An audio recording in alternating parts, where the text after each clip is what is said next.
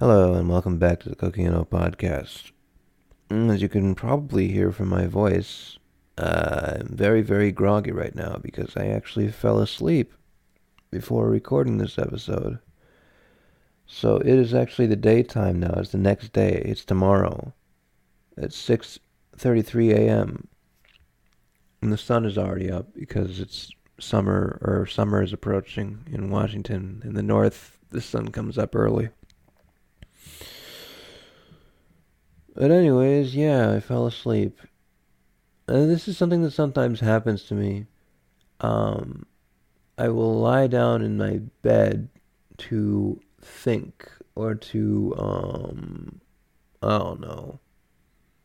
Usually I end up falling asleep. Sometimes I don't, but I'll lie down in my bed to think and then I will fall asleep. And I'll be in my clothes and stuff, so then I'll wake up the next morning and be like, "Oh, I fell asleep."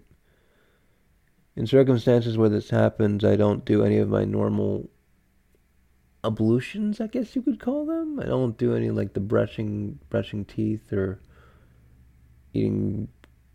I don't know. I don't do any of the normal stuff that you do before you go to bed.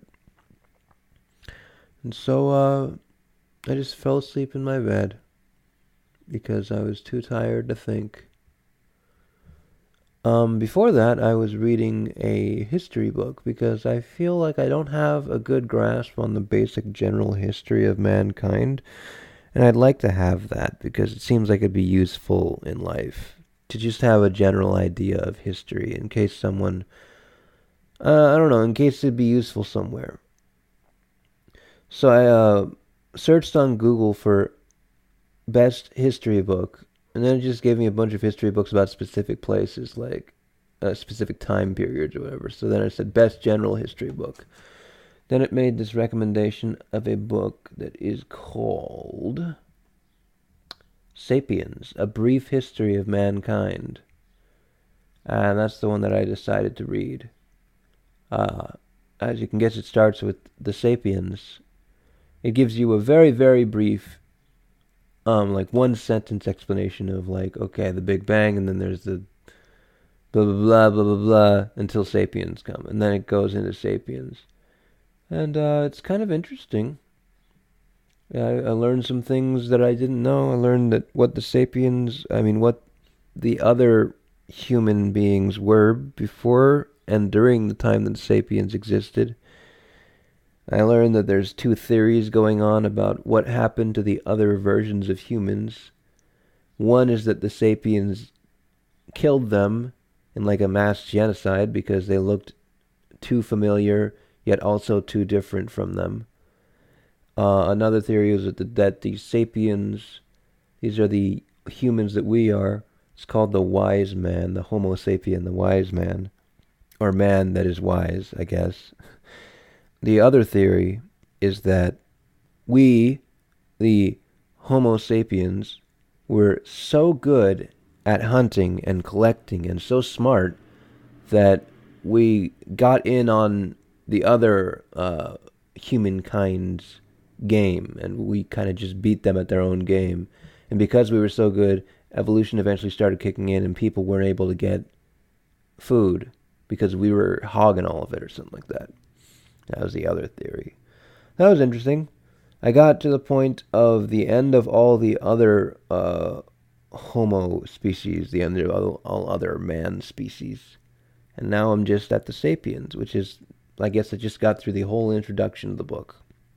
So I'm interested to see if this book will actually interest me, because I have tried to read general histories of the world before, but every time I try, it just gets to the point where I can't, like, I don't like remembering the names of things. I'm better at remembering general concepts. And history is nothing but a bunch of names, at least the beginning part. First there's the Assyrians, and then there's the blah blah blah, and then there's the blah blah blah, and then they attacked that, and then the Babylonians came, and then they did this, and blah blah blah blah.